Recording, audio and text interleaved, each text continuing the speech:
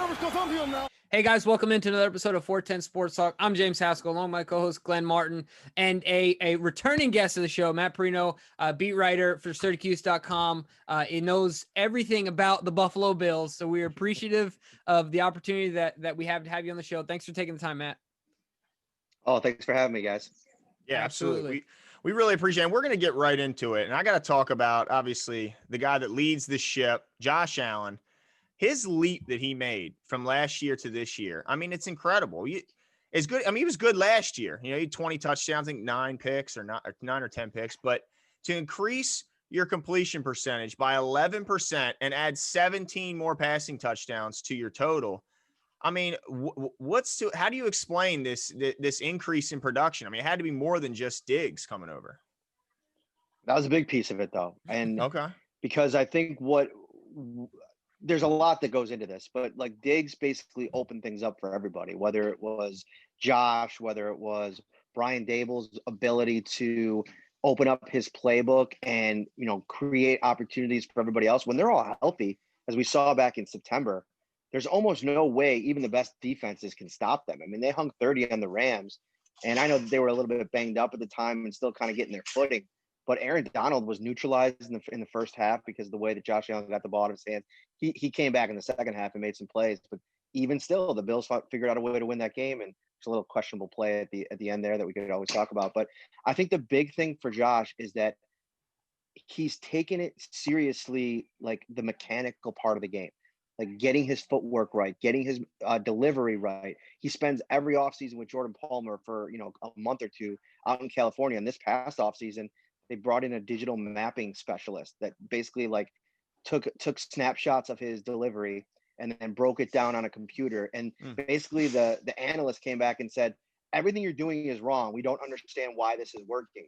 But, you know, he obviously has the tools, and he's got the arm. He's got the ability to throw from any angle. And that's huge. And this year he added like a little jump step with his front left foot, like kind of like a pivot hitch before his release. He learned that from Aaron Rodgers. So he's super smart.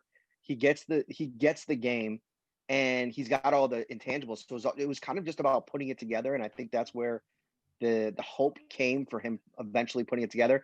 I was a pretty big Josh Allen believer, even in the rookie season, because I just saw some big time plays. But I don't even think in my wildest, you know, expectations would I have predicted what we saw this year, because he's taken a jump from middle of the road, you know, to arguably in the conversation for the best quarterback in the league. Now, I still think that that's Patrick Mahomes, and I still think that's probably Aaron Rodgers before him. But to be in the conversation, that's unbelievable. Yeah, no, I'm with you 100%. I remember our conversation last year, and you were really high on him and his potential. But yeah, you're right. I mean, the jump has just been incredible. Now, the guys that he's throwing the ball to, one of the things that surprised both Glenn and I was when we looked at the stats for the wide receivers this season, we were surprised to see how many guys contributed outside of Diggs, Brown, and Beasley. So maybe what we'd like you to do is, could you tell the Ravens fans about the other weapons the Bills have on the outside, like Davis and McKenzie, that we don't really know that much about? Yeah, Davis was one of the draft steals, man. I mean, in most years, first of all, you got to remember this last draft class at receiver was just stockpiled with talent. I mean, there was, you know, all these guys that went in the first round, and I think in most years he probably goes in the second, but he came in as a guy that contributed at a high level at Central Florida, and he was ready to, you know, play right away. And the problem is he's behind Brown, Beasley, and Diggs. But, you know, there's been injuries throughout the season. John Brown missed a big chunk. Cole Beasley was hurt late in the season, but really he's found a way to produce even when the targets haven't been there. You saw last week in the Colts game, he only had a couple looks, but he made the most of it. 2 big plays down the field. He ended up with 70 yards receiving. And so he's a guy that they know they don't have to get him the ball a ton, but when they do need him and they do get the ball to him, he makes plays. Beasley is just like a wizard, man. And I think one of the things that he's done, what's allowed him to excel to the point that he has, he set career high last year in touchdowns. He set a career high in receptions and receiving yards this year, even with Stephon Diggs being the most targeted person in the league. And I think the deal with that is his rapport with Allen and how comfortable they are together. And what Brandon Beane and Sean McDermott realized early on when they had Kelvin Benjamin and Andre Holmes, these big, lengthy, slower catch point receivers. That wasn't working with Josh Allen. They needed to get guys that can get separation right off the jump and really good at, in their route running and their quickness. So all three of these guys, Diggs, Beasley, and Brown, they're all elite level route runners. I mean, you listen to Stephon Diggs talk about John Brown, and you think that, he should be getting some all pro consideration, even though, he missed a big chunk of the season. He thinks he's underappreciated, undervalued. And in an offense with Stephon Diggs, I think John Brown becomes that much more dangerous. And then they got guys like Isaiah McKenzie, who can come in for Cole Beasley when he was out against Miami. He was playing for their playoffs lives. He went for 60 yards, 2 touchdowns, and then he ran one back as a punt returner. So they just have everywhere they have weapons. And they have a young tight end in Dawson Knox, who Bills fans were frustrated with early in the season, some drops, some injury issues. But he's come on. I think he's got like 5 touchdowns in his last 7 weeks. And so he's become a reliable red zone target. It seems to be with this offense at this point, it's all about Allen, and whoever you give him now, he's making use of him. I mean, Lee Smith is a blocking tight end who has a couple touchdowns on the season. Like, he's just finding a way to make plays with everybody around him. Yeah, and one guy I know me and Jimmy were super pumped coming out of Utah to see was Zach Moss. I mean, Jimmy graduated from Utah and it was obviously high on him. Bummed out to see him get hurt. What kind of loss, though, is Zach Moss on the field for the Bills? You never want to see somebody go down, and I'm not going to sit here and say it's not a loss because I don't think they have anybody on the roster that can do what Zach does. He's a real aggressive downhill in between the tackles, punishing runner, and I don't think they have anything like that on the roster other than undrafted free agent Antonio Williams, who was really good against Miami, but it was a very short sample size. But I think you got to remember 2 things. Number one, this isn't a running team. They ran it 21 times last week. 11 of those were Josh Allen. Right. So they're not really dependent on the running game. They're not trying to hide it. They're going to come out and they're going to pass. And I think this week they're going to come out and they're going to pass in 4 wide, empty set a ton. Really test that depth at the cornerback position, because if Wink Martindale is going to blitz Josh Allen, the ball is going to come out quick, and they're going to try to make things difficult in terms of how they defend all the weapons. But TJ Yeldon is a guy that they just stash on their inactive roster all year long. This is a former 2nd-round pick at Alabama who I thought was really underrated in Jacksonville. He never really got, I think he came out of the gate slow, and then towards the end of his career there, he was behind Leonard Fournette. But he can do everything. He's a great pass blocker. He's good out of the backfield, catching the ball, and he can kind of do a little bit of everything. So he'll be the backup to Devin Singletary. And don't forget, Singletary was top 5 in the league in rushing average last year. He was 5.5, and I think he ran it pretty good against Baltimore, if I remember correctly, last year too. So I think they'll be just fine, and just that's not their identity anyway. Yeah. So going back to the passing game, and then more specifically to Josh Allen, to make a big storyline in this game is going to be Josh and Lamar, in the same draft class, both ascending players. We always describe Lamar as the most humble and likable superstar we've seen. And I don't see much of Josh Allen being very different than being able to be described that way. It seems like he has some of the same qualities. What is it that you guys love about Josh Allen so much, and what makes him such a great person and a great leader? So first off, Buffalo is a city that, it's kind of like, of course it's got this underdog mentality, the 4 Super Bowls, everybody kind of, they're kind of like that youngest sibling that everybody forgets about or makes fun of or whatever.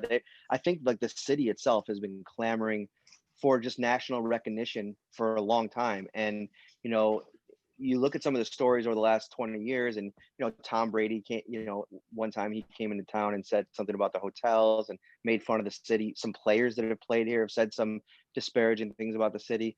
And so whenever somebody's willing to embrace the city that plays here, I feel like that earns them points. But with Josh, it's almost like he was meant to play here and be a part of this community. The relationship between Bills Mafia and Josh Allen is that of such a special kind of deal. If you saw the story a couple weeks ago or months ago now, his grandmother passed away before the game against the Broncos, and he found out that Saturday, ended up playing, and they won. He had a big game, and Sean McDermott made mention of it after the game. Nobody even knew that that's what he was playing through. And when Bills fans found out about it, somebody tweeted or put it on a message board. Hey, let's donate $17 increments to, which is number 17, to Children's Hospital, who he does a lot of work with in town.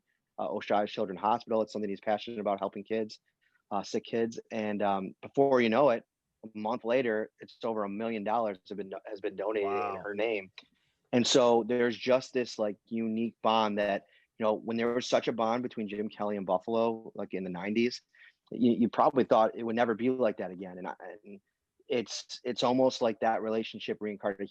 He wants to be here. He wants this to be his second home. And Jim Kelly still lives here today. So I think that's part of it. And then the leadership part of it is, that's one of the things, if you listen to like his college coach, Craig Bohl, talk, that's what he was telling scouts and coaches when in the draft processes.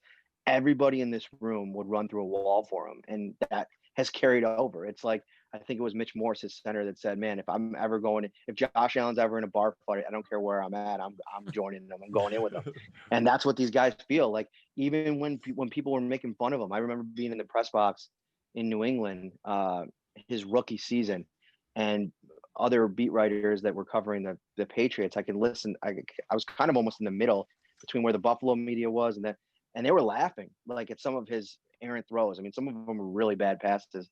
And so that's just to paint a picture of how kind of the uphill climb that it was for him to become what he is. And even throughout that time, it didn't matter who you talked to on the roster. There was this unflinching belief that he would figure it out and would become a good NFL quarterback. And I think that's those leadership qualities, when you get other people to believe in it like that, that's what really illustrates it. Yeah. It's amazing. It sounds like a lot of the same, people when they describe Lamar Jackson, some of the same stuff, some of the same doubts coming out. And like you mentioned, teammates always rush to the defense and play hard for him. So yeah, it seems like they got a good one. Well, Josh actually said this week that Lamar is actually one of the guys that he roots for because of the similar story that, he had to fight through the doubters. And every time he hung out with them outside the field, outside of football, he said he's just an awesome guy. So that's a great observation. I think both of those guys they're easy to like. Yeah, absolutely. Yep. Likeable superstars. Always nice to see. And then you mentioned Bills Mafia.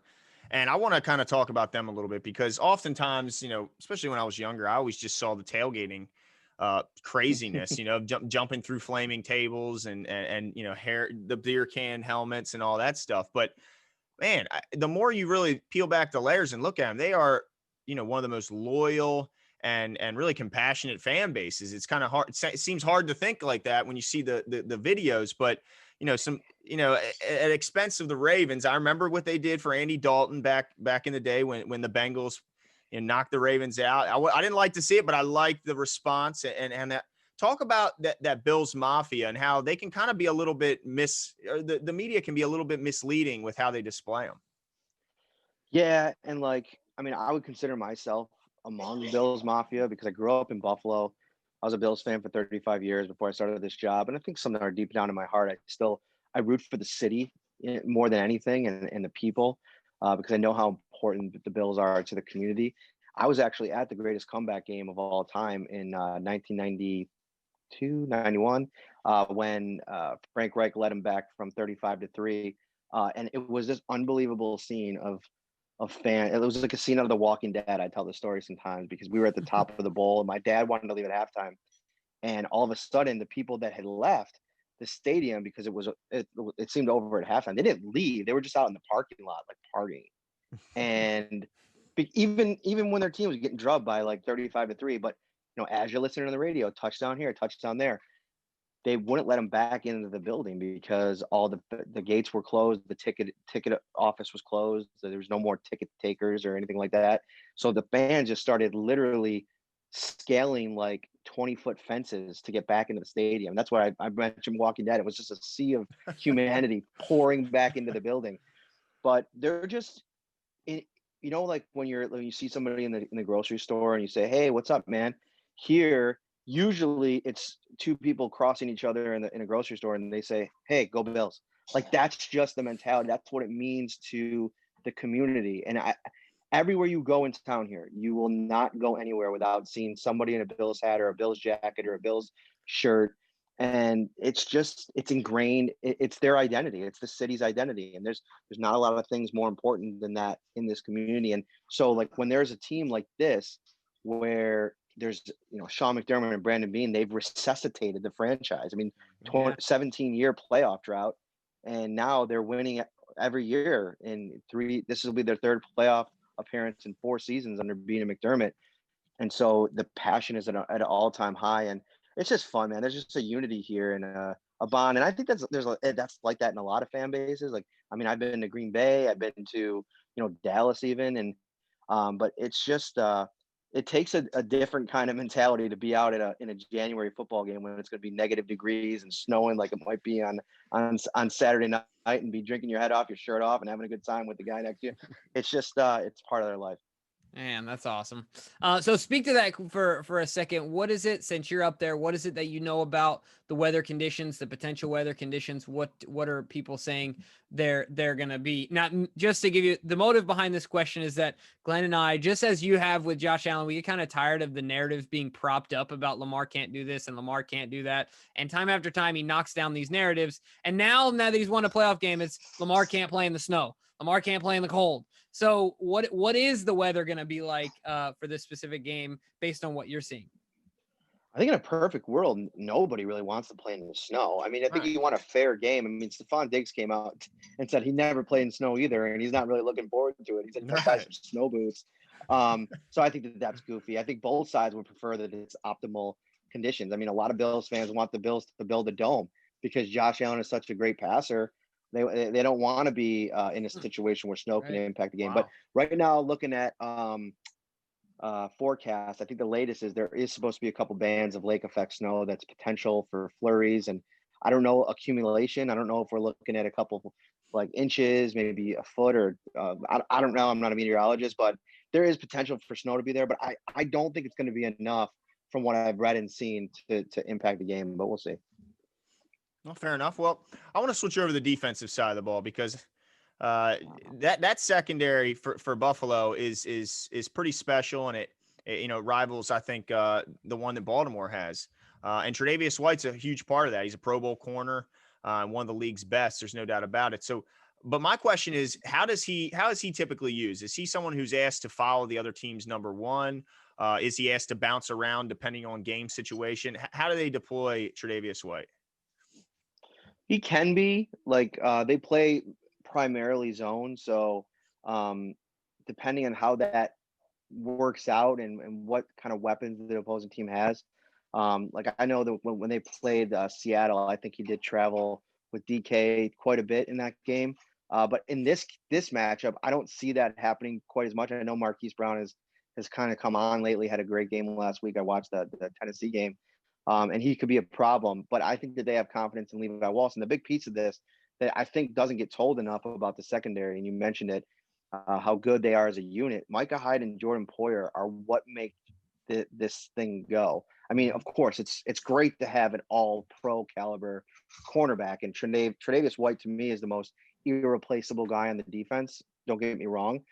But what makes their secondary so dynamic is all the different roles that Hyde and Poyer play. I mean, they both can blitz. Poyer's probably used a little bit more in that role this year. Leslie Frazier's actually blitzing quite a bit more this year than he has in the past.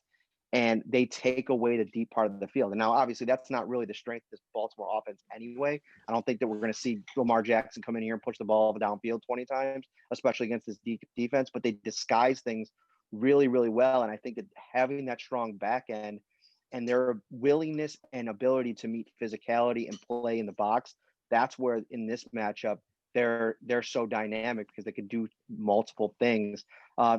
If you do get Marquise Brown on the other side against Levi Wallace or Josh Norman, they rotate in and out. They've kind of landed on that in recent weeks. I think that's a matchup that's potentially you can take advantage of it a little bit. But yeah, if you're Lamar Jackson, you're probably going to see the Tre'Davious White on one side and try to go somewhere else. Gotcha. Yeah, so one of the things I want to touch on is, and you kind of mentioned it, is that the way the Ravens are going to win is by running the football, right? I mean, people know what the Ravens are going to do. There's no real surprise about it. But it seems to be that everyone is talking about the Bills defense and their inability to stop the run. And I'm sure, of course, that the injury to Star Lotulelei, further compounded things. But man, if I'm a Bills player, I'm kind of getting tired of hearing that, and it's starting to get personal for me. How are the players taking that? I'm sure that they hear it all week and they get questions about it all week. Is it starting to get personal for them? I don't know, because they also have heard a lot about how well they did against Lamar last year in terms of limiting his rushing ability. I mean, 11 carries, 40 yards. He had the 3 passing touchdowns. Um, so I don't necessarily think that narrative or that storyline has been played up too much during the week locally. But I think that where they might be taking some, um, I don't know, bulletin board material or some extra motivation is the way that Baltimore has been kind of thought of as the favorite in this game in a lot of ways. I mean, if you look at ESPN's Power Index, they put out their championship game predictions or um, percentages, and Chiefs Ravens at 42% is the most likely AFC title game. And I think those are the kind of things that Sean McDermott has been really good over the years about finding and using to motivate. And because this is the number 2 seed, this is a team that, they were outscoring their opponents in December, the last 5 games, December, the first game of January, 40-18 down the stretch in the last 5 games. And this is an offense that, when healthy, in which they are right now, I mean, everybody should be healthy. I think Cole Beasley will be pretty close to 100%. He said he was feeling much better the last couple of days. This is an offense that can beat you in so many ways in the passing game. And that's another thing. Like, one thing, the confidence level with Josh as a passer, it also helps him as a runner. So I mean, when Baltimore is going to be sending all these blitzes potentially in this game, one of the big pieces is you don't want to let him get out, because in some ways he's kind of dangerous, like Lamar is when he gets in that, because he'll bowl you over. He'll bowl over linebackers. He'll take on those hits, and he really is good at finding. I think he had a 20-yard run and a 15-yard run last week against the Colts, and I mean, they were kind of begging him to run. They were playing back in their zone and leaving a light box, but he'll take advantage of that. So he's a multi dimensional player. I think that's the piece of it that they'll take personal. But I think that, nobody in Buffalo inside that locker room, coaches or players, is taking this matchup lightly. They know how good this defense is.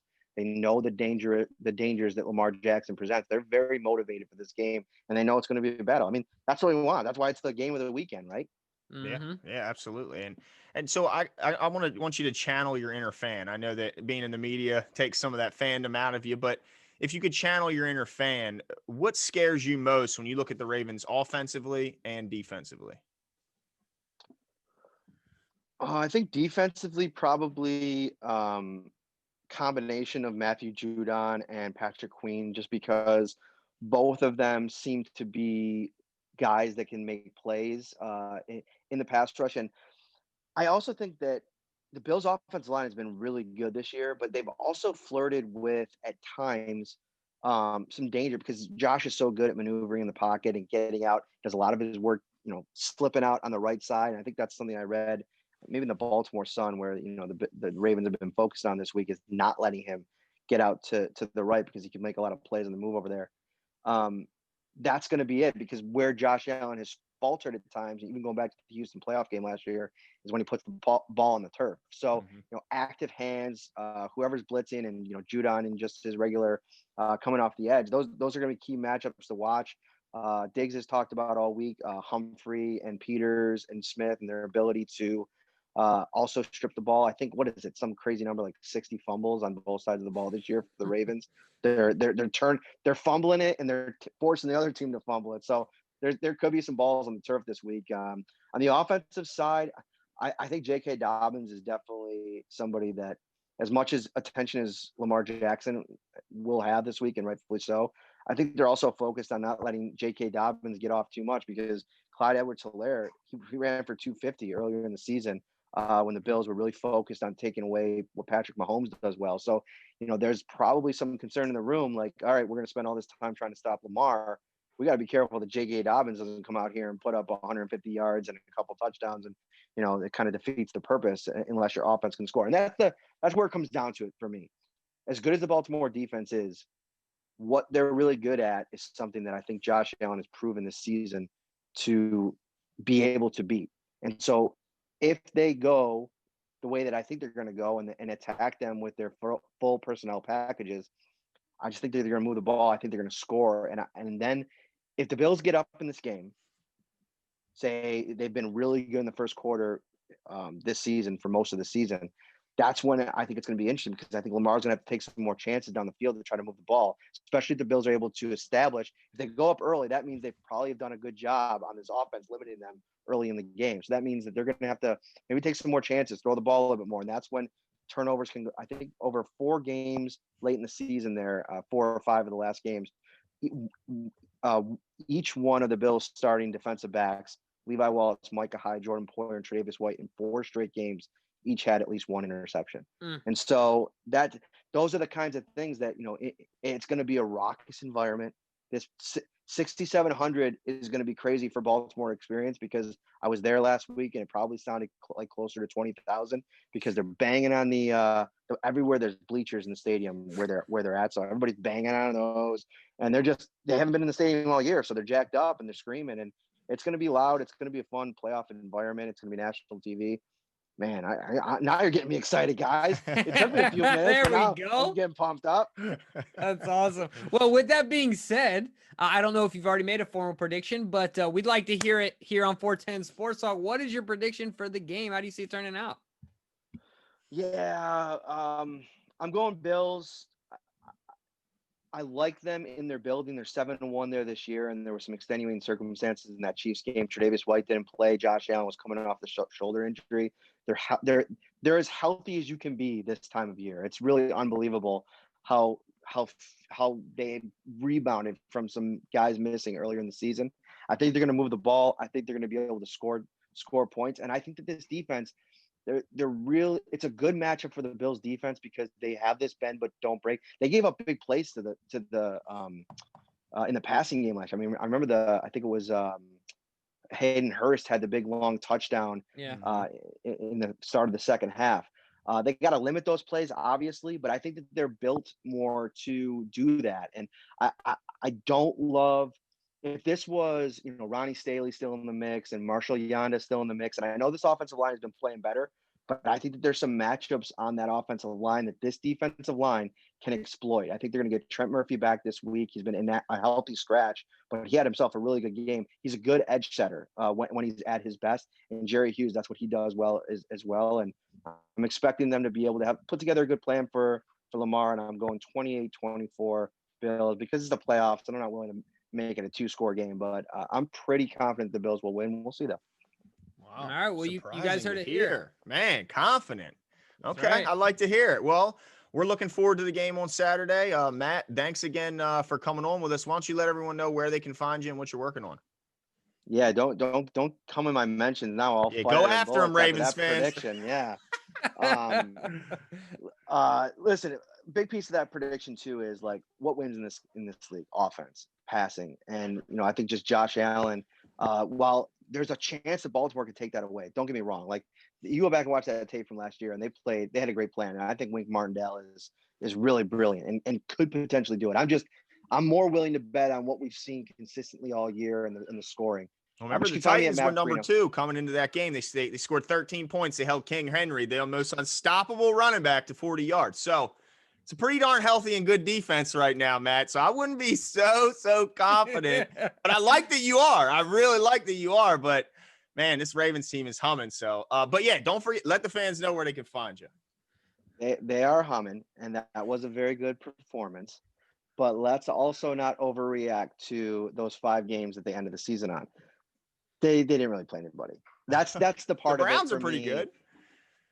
They're all right. I think they're about to who was it? Would you be stunned to see him beat KC? I wouldn't be stunned. I'd be pretty stunned, dude. Okay. Playoff Patrick Mahomes is different. I get there's injuries there, but No, I think I'm in agreement. As much as I don't think he should have said it, but Chase Claypool saying that the Browns are about to get clapped, I'd probably agree What with a him in dummy. some form. No, this is going to be a great game. Listen, Yeah. I'm joking around a little bit, having some fun, but dude, Baltimore's great, man. Like on both sides of the ball, I'm so excited to see the chess match play out. Like that's what's cool. Like I'm Yeah. glad that the Bills added Diggs and are able to like offer up this matchup, because this is what playoff football is all about. Like Yep. your best, what you do best versus what they do best, and that'll be fun. But I'm at Matt Parrino. Get in my mentions.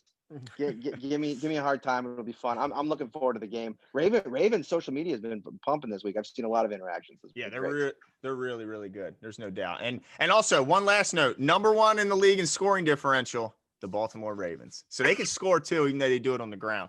But thanks again for coming. We really appreciate it, and we're looking forward to a great game Saturday night. And I know you are too. Have a good one. All right, take care, guys.